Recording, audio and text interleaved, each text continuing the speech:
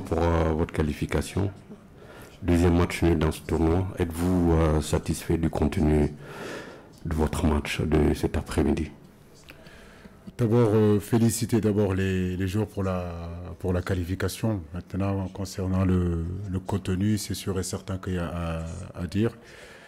Bien sûr que nos supporters sont en droit de demander beaucoup plus que ce que nous avons fourni en première période.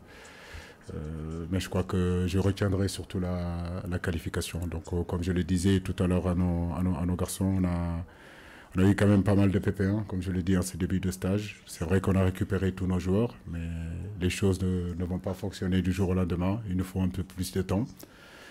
On est qualifié, on voulait être premier, on l'a été. Maintenant, on a une semaine devant nous qui nous permettront de bien travailler avec le groupe qui est là et essayer de lever notre niveau de jeu la prochaine fois. Conis? Congratulations, Cissé. According to the standards of the Teranga Lions, it's kind of a subdued performance in the past 3 games, getting 1 point. As coach, is there something we should expect in the second round of matches? Probably goes because if you look at the Senegal team, it's one of the best with the best players. So should we expect something different going into the next round of matches? Conis, repeat your question, please. Coach, congratulations on your qualification. Oh, it's working. Okay. That's Celui-là. right. Congratulations on your qualifications. But on the other side, Senegal have managed only a single goal in this tournament. And you know, with the pedigree of players that you have, should we expect something different in the second round, considering this is one of the best teams with the best players?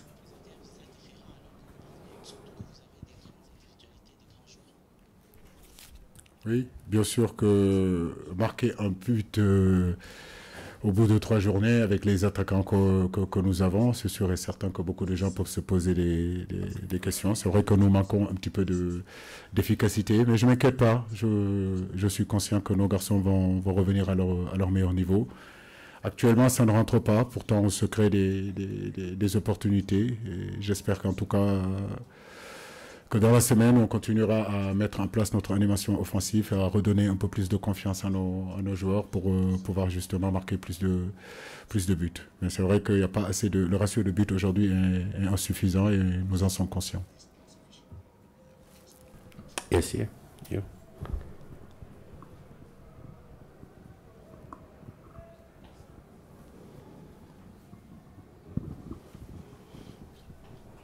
Bonjour coach. Bonjour. Sadio Ka. Coach, on s'attendait peut-être à 9 points, mais bon, comme la qualification acquise, on dirait, on va dire. Est-ce que vous attendez à ce que le Malawi vous pose autant de problèmes, puisque ça fait 2 fois de suite que vous êtes tenu en échec, coach? Comment? Ça fait 2 fois de suite que vous êtes tenu en échec. Est-ce que vous attendez à ce que le Malawi vous pose autant de problèmes? Je vous l'ai dit depuis le début de cette CAN, il faut qu'on ait de l'humilité. Voilà, donc cette humilité-là, elle est importante. Il faut arrêter de penser que sous prétexte qu'on est le Sénégal et qu'on a des brochettes de joueurs qui jouent la Champions League, qui jouent dans les clubs les plus huppés du monde, que forcément les autres ne travaillent pas. Les autres travaillent, les autres progressent. Et je crois que l'humilité qu'on doit avoir, c'est de savoir que parfois, ces équipes-là peuvent nous tenir en échec sur un match. Peut-être que si on joue 10 matchs, on pourrait dire que les 9, on les gagnera, mais sur un match, ils sont capables de nous tenir en échec. C'est le cas en réalité face à la Guinée, c'est le cas aussi cet après-midi. Mais comme je vous le dis, je ne suis pas forcément inquiet de la situation. Nous sommes optimistes, nous allons continuer à travailler et surtout faire en sorte que nos joueurs qui étaient malades reviennent dans leur meilleur niveau. Alors, c'est Georges Marcel, CRTV Télé. Alors, coach, c'est vrai, la qualification, elle est là, mais bon, vous n'êtes pas inquiet, mais en tant qu'une fan et une journaliste africaine, on se pose la question. Vous trouvez toujours des raisons. La dernière fois, on a joué à 14h, il faisait chaud. Aujourd'hui, on a joué à 17h. Avant-hier, lors de la conférence, je crois que c'était hier la conférence de presse, oui, vous avez reconnu que vous mesurez l'équipe du Malawi, que vous savez que c'est c'est pas également une petite équipe. On n'est pas venu pour se marcher sur les pieds. Mais alors, excusez-moi, les autres ont posé la question. Vous tournez en rond. Qu'est-ce qui ne va pas dans cette belle équipe du Sénégal? Pourquoi est-ce que cette grande équipe du Sénégal, on reste, c'est déjà 2 nuls? Qu'est-ce qui ne va pas? Dites-nous exactement, qu'est-ce qui ne va pas? Parce que vous trouvez toujours des raisons. Il n'y a pas de raison, madame, à chercher. Je suis désolé aujourd'hui. Vous avez bien vu ce qui se passe dans le début de cette CAN. Il y a aussi d'autres équipes aussi huppées que nous. Je pense que vous suivez la CAN, qui sont en difficulté aussi. Nous sommes en difficulté parce qu'en face de nous, comme je le dis, il y a des joueurs qui sont capables aussi d'élever leur niveau de jeu. Il y a des équipes qui nous regardent, qui nous observent aussi, qui n'ont pas envie d'être ridicules face au Sénégal. Et je le dis, je le répète, il faut arrêter de penser sous prétexte qu'on a des brochettes de joueurs sur un papier que forcément nous devons battre tout le monde. Aujourd'hui, nous sommes qualifiés. Nous sommes conscients que le jeu, nous devons progresser. Nous allons continuer à travailler. Rien ne nous ébranle. Nous savons que nous vivons des moments difficiles depuis le début de cette CAN. Je le dirais, même si vous n'avez pas envie de l'entendre, c'est la réalité. Voilà. Donc aujourd'hui, je savais aussi qu'en récupérant tous mes joueurs, c'est pas sur un claquement de doigts que tout va fonctionner. Donc ça ne se passe pas comme ça au football. Donc comme je vous le dis, on a une semaine encore comme ça, devant nous. Nous allons continuer à travailler pour retrouver notre meilleur niveau, tout simplement. Oui, Dramé. Voilà, merci. Mais coach, ce qui nous inquiète tous en général, si on revient à la première période, il y a comme un manque d'engagement. Il n'y a pas de mouvement, les joueurs ne courent pas, le ballon circule, mais une grande partie de la possession s'est faite dans la zone sénégalaise, ce qui fait qu'effectivement, le sentiment est que soit les joueurs jouent avec le frein, soit ils ne sont pas complètement en forme, ou soit c'est une maîtrise de façade. Est-ce que vous êtes d'accord avec ça? Ça, c'est une bonne question. Je crois que je suis entièrement d'accord avec toi. Dans la construction, on a plutôt ronronné, on a conservé sans pour autant progresser véritablement. Dans leurs 30 derniers mètres, pratiquement, on était tous hauts. Sadio était un petit peu trop écarté.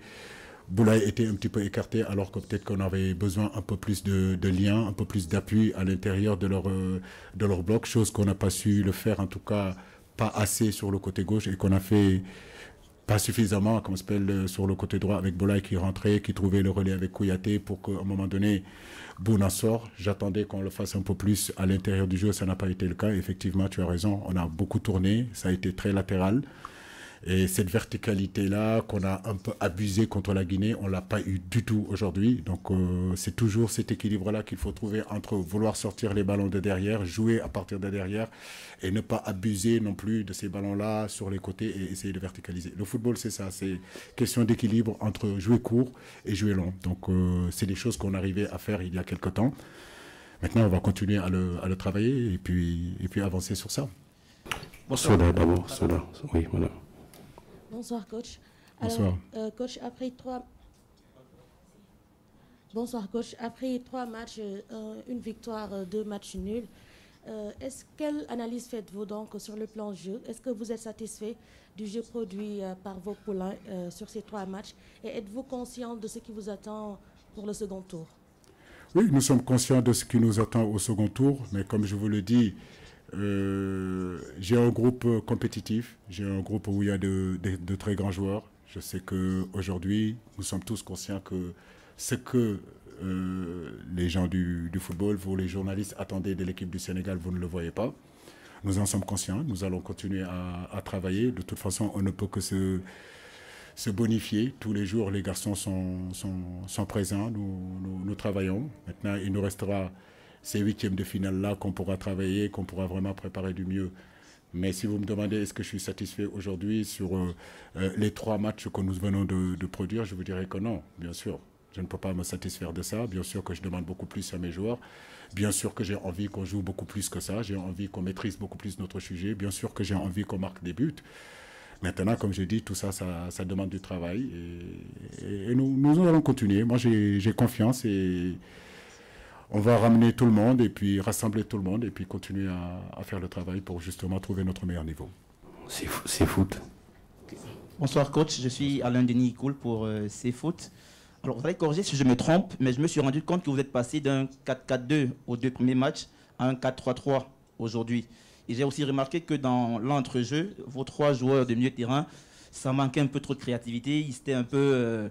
J'ai eu le sentiment que ces 3 milieux défensifs que vous avez alignés, et ça a eu un impact sur le jeu et l'animation offensive notamment. Alors ma question, c'est de savoir si... D'abord, ce que vous pensez de ce milieu de terrain, et ensuite, est-ce que ce n'est pas un aveu d'échec que de passer comme ça de ce 4-4-2, qui est votre système préférentiel, à un 4-3-3 aujourd'hui? Ça dépend. Comment vous le voyez. Vous ne connaissez pas les réalités de mon équipe, ce qui se passe à l'intérieur. Aujourd'hui, comme vous le savez, on va me dire encore de vous chercher des excuses, mais ce n'est pas des excuses. Quand nous avons aujourd'hui des garçons comme Crépin qui ne sont pas là, des garçons comme Ismaïla dans notre 4-4-2 capables aujourd'hui d'amener cette percussion. On n'a pas eu cette percussion-là. S'entêter dans un 4-4-2 alors qu'on n'a pas les joueurs, on n'a pas le produit, le profil aujourd'hui de ces joueurs-là sur les couloirs, ce serait quand même être têtu. Et comme je ne suis pas têtu et que je veux la progression de cette équipe nationale, ce n'est pas un aveu d'échec. On a voulu évoluer et jouer en 4-3-3. Mais ce 4-3-3, si vous suivez l'équipe nationale du Sénégal, et j'en suis sûr que vous ne le suivez pas, c'est qu'on a déjà joué pratiquement plusieurs compétitions dans ce système-là. C'est un système qu'on connaît. Maintenant, en première période, c'est vrai que les difficultés qu'on a eues, vous avez tout à fait raison, c'est que Nampalis et Idrissa se sont un petit peu marchés dessus. Ils ont eu pratiquement les mêmes animations au lieu d'être un peu beaucoup plus haut. Ça, si vous me dites qu'au niveau animation, on peut améliorer ça, je vous dirais tout à fait que oui, mais ce n'est pas du tout un aveu d'échec. Je crois que c'est une preuve d'intelligence de constituer une équipe par rapport aux joueurs que vous avez. Pas par rapport à ce que moi je veux. Voilà. Bakary. Merci. Coach, félicitations pour la qualification. Merci, Bakary. Coach, il a été l'un des meilleurs joueurs du Sénégal. Cheikhou Kouyaté a écopé de son 2e carton jaune, synonyme de suspension pour le 8e de finale. Ça cogite dans votre tête. C'est quoi le problème en réalité? Comment allez-vous résoudre le cas Cheikhou Kouyaté qui aujourd'hui, malgré tout ce qu'on peut dire, est l'un des meilleurs joueurs du Sénégal? Cheikhou, c'est un vrai soldat. C'est quelqu'un qui a toujours répondu, qui m'a toujours donné satisfaction. C'est vrai qu'il a été question à un moment donné de ne pas le faire débuter. J'ai beaucoup réfléchi, de savoir que est-ce que s'il prend ce carton jaune-là, est-ce qu'il pourrait être opérationnel pour le 8e de finale? Mais on s'est dit qu'avec son expérience, avec son vécu, il sera capable de contrôler ces situations-là. Malheureusement, il a fait une seule faute. Je n'ai pas envie de revenir sur l'arbitrage de cet après-midi-là. Mais il a fait une seule faute, il a pris un carton jaune. Maintenant, comme je dis, on a convoqué 23 joueurs. Il y a d'autres garçons qui seront là aussi. Alassane, il est bien actuellement. Pape Matar Sarr aussi, c'est un garçon qui est intéressant, qui est bien aussi. Donc je pense qu'on aura des joueurs pour pallier à son absence. Cindy, oui. Le micro, s'il vous plaît.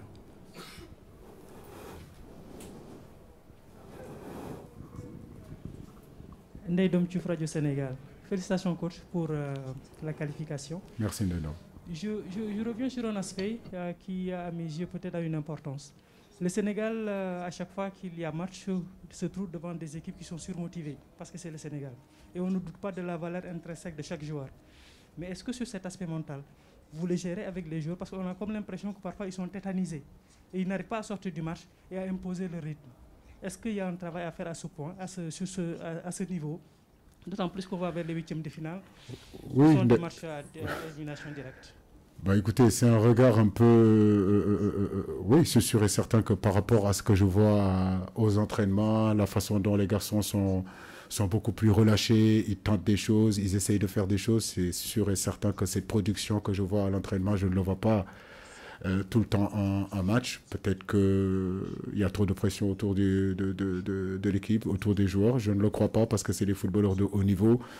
Mais cette intensité qu'on est capable de mettre parfois quand on fait des oppositions ou parfois quand on joue à l'entraînement, je ne le vois pas tout le temps en match. C'est ce que je leur disais cet après-midi dans les vestiaires. C'est qu'ils se libèrent, voilà, qu'ils prennent plaisir et surtout qu'ils enlèvent cette frein à main, je te dis, et surtout qu'ils arrivent à jouer à leur meilleur niveau sans penser quoi que ce soit.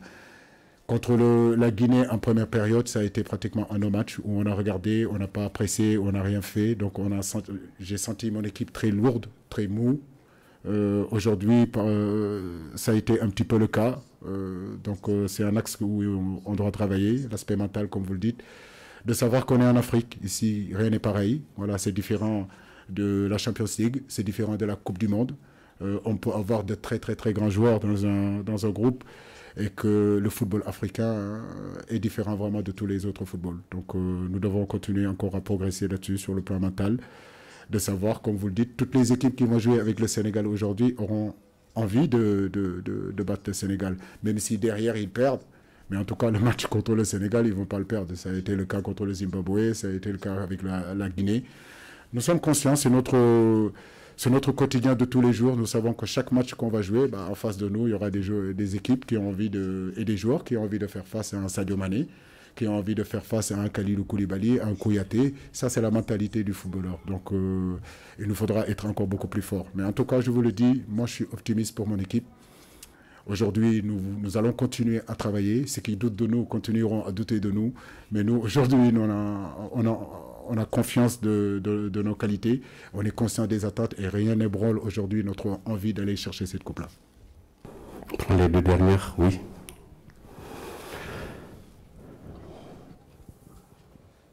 Félicitations coach, Cheikh Diop de E-Media.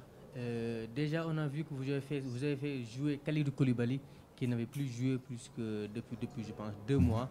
On l'a vu un peu en difficulté en défense, surtout physiquement. N'était-il pas trop risqué de le faire jouer ce match? Non, aujourd'hui, j'avais à cœur de faire jouer tous mes cadres.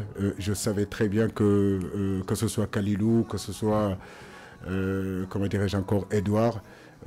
Je savais qu'ils ne seraient pas le premier match au top de leur forme, bien sûr, mais c'était le moment de les faire jouer parce qu'après, on va aller vers des matchs à éliminatoire direct. On ne pourra pas faire des essais. Donc pour moi, c'était important d'avoir l'ensemble du groupe aujourd'hui. C'est ce que j'ai pu faire. Sur la prestation de Kouli, on ne peut pas rester pendant 1 mois sans jouer et être le Koulibaly que tout le monde connaissait il y a 2 mois. Bien sûr qu'il y a une étape qu'il doit passer. Cette étape-là, il l'a passée aujourd'hui. Il est très fatigué, mais ça lui fera du bien ce match-là pour justement les prochaines échéances. Vous n'avez pas la parole, hein? Vous n'avez pas la parole. Donnez le micro à...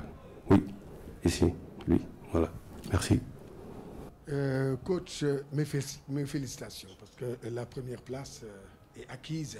Mais coach, est-ce que vous, après 45 minutes, première minute, est-ce que vous étudiez bien l'adversaire? Est-ce que vous étudiez vous-même, je dis vous, l'adversaire, est-ce que vous l'étudiez? Parce que si oui, quelle était la solution face à cette équipe du Malawi qui, très rapidement, se repliait derrière et ce sont des joueurs athlétiques et on voit ce que vous, ou bien ce que les joueurs ont proposé, c'était balancer des balles, ce qui n'a rien donné. Est-ce que vous étudiez vraiment vos adversaires à la mi-temps? Merci. Merci Gomis. Oui, je peux te rassurer que je passe ma vie, tout mon temps à superviser les adversaires. On a un gars qui s'occupe de la vidéo, qui s'occupe de ça aussi. L'équipe de jouer en 3-4-3. Donc aujourd'hui, face à nous, ils ont changé, ils ont joué en 4-4-2. Et comme je vous le disais tout à l'heure, je pense qu'on a manqué de verticalité dans le jeu, ce jeu d'appui-là qui pouvait nous permettre, si vous voulez, de toucher Sadio Mané, de toucher Habib Diallo ou de toucher Boulaye Dia pour pouvoir sortir après par nos 2 relayeurs qui étaient Idrissa Gana Gueye pour mettre en orbite nos latéraux. Donc si vous voulez, ce schéma-là, on ne l'a pas assez fait. Donc on a joué plus latéral et au-dessus de ce bloc-là. C'est ce qui a fait qu'ils ont gagné les premiers ballons, ils ont gagné les deuxièmes ballons et on n'a jamais pu rentrer dans leur bloc. Donc, alors que en deuxième période, on est rentré un peu plus dans le bloc, quand Sadio est rentré un peu plus à l'intérieur et que Boulaye Dia est arrivé à l'intérieur aussi, ça a permis Bounassar de sortir, ça a permis Saliou de sortir plusieurs fois. Donc je pense qu'il était important, si vous voulez, de les fixer à l'intérieur. En première période, nous ne l'avons pas fait. Et ce qui fait que chaque fois qu'on a metté le ballon sur le côté, comme ils coulissaient très vite leur bloc, ils nous serraient sur le côté gauche. Donc on faisait que sortir, tourner autour d'eux, mais on n'a jamais pu rentrer dans leur bloc. Merci coach, merci à vous et bonne chance pour la suite. Merci beaucoup.